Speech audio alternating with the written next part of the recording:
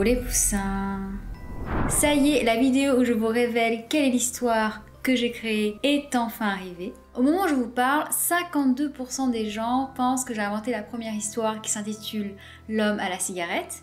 Et 27% d'entre vous ont trouvé l'histoire que j'ai inventée, qui est Surtout ne t'endors pas. Bravo à toutes les personnes qui ont trouvé la bonne réponse. N'hésitez pas à me dire dans les commentaires si vous avez réussi à trouver.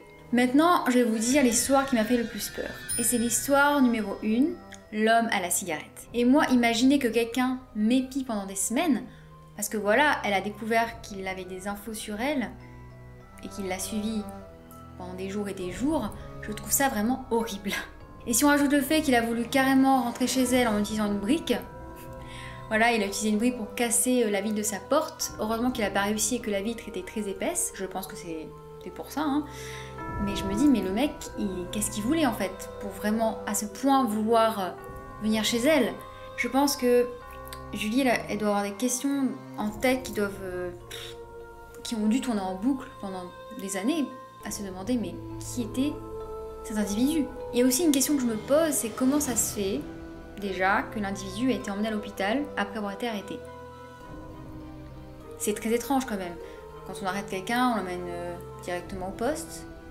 Du coup, je me suis dit, peut-être qu'il a simulé un malaise. Après, je me suis dit aussi, est-ce que les flics étaient de mèche? Enfin, je sais pas, il y a plein de questions qui me sont venues en tête parce que la personne qui a écrit l'histoire n'a pas donné plus d'infos.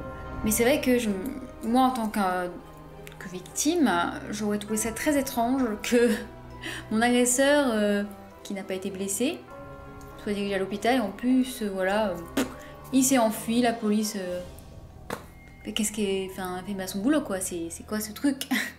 C'est quoi ce délire? Voilà pourquoi cette histoire est terrifiante selon moi et je souhaite vraiment à personne de vivre ça. Je pense que pendant des mois, elle a pas dû vouloir rester seule dans son appartement, ça doit traumatiser les gens. C'est un de mes cauchemars d'ailleurs de voir, je pense pour tout le monde, hein, mais d'avoir quelqu'un qui essaye d'entrer dans son appartement et carrément utiliser une brique pour péter la vitre et le voir devant ses yeux. Mais tu dois tellement être mal.